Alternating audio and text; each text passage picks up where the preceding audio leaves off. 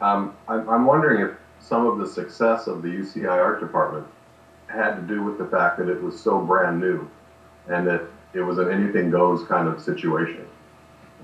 We had, the instructors were coming from the art world rather than art academics. All those visiting instructors that we either loved or hated so very, very much.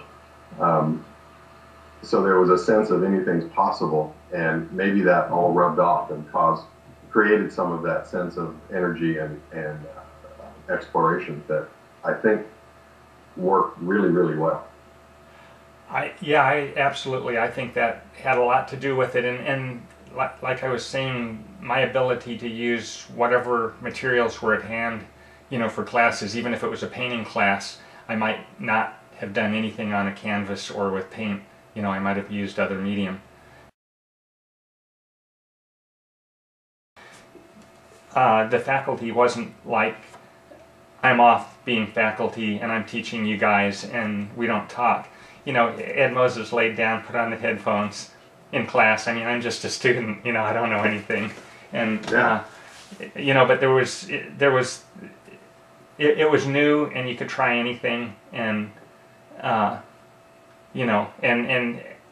it was always an encouraging sort of, I found it a warm, like, allowing people to take risks environment. Yes. Well, I think that comes from the fact that the faculty was almost entirely working artists. Tony was a full professor, but he was also working full time as an artist. I mean, there was never a break in his career as an artist. And so for Ed Moses to have this, a piece of student work that was interesting, of course he's going to get involved in that. He was involved in the artwork. So I think that was part of that whole mystique, part of what kept it to such high quality. I mean, just it was phenomenal if you look at who was there and what came out of there. It was just sort of like a focal point for the arts. So we were discussing the sense of, at least I think we were discussing the sense that we knew we were in something different and wonderful.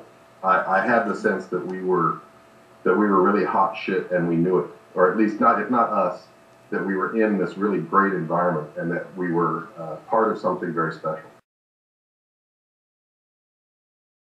Exactly.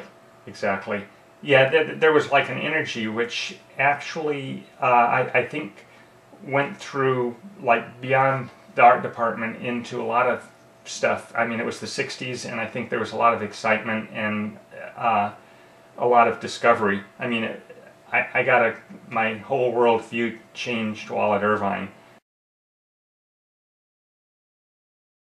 So I'm curious about the best kept secrets part of this whole thing, and I'm wondering where that happens in terms of why was this such a secret for so long?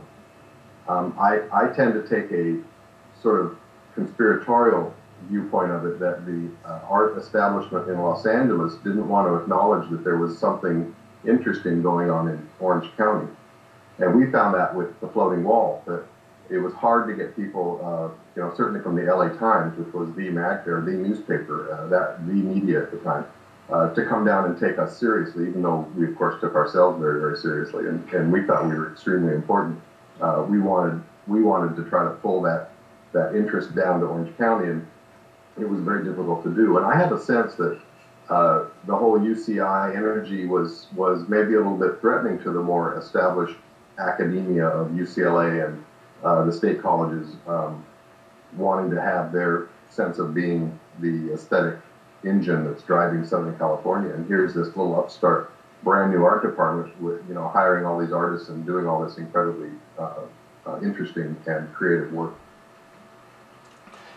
Yeah, I think that could certainly be a big part of it, and also I think New York, even amongst the faculty and so forth, I think there was this sort of sense I'd been told, if you're going to be serious about being an artist, you're going to have to go put some time in New York, even if you come back.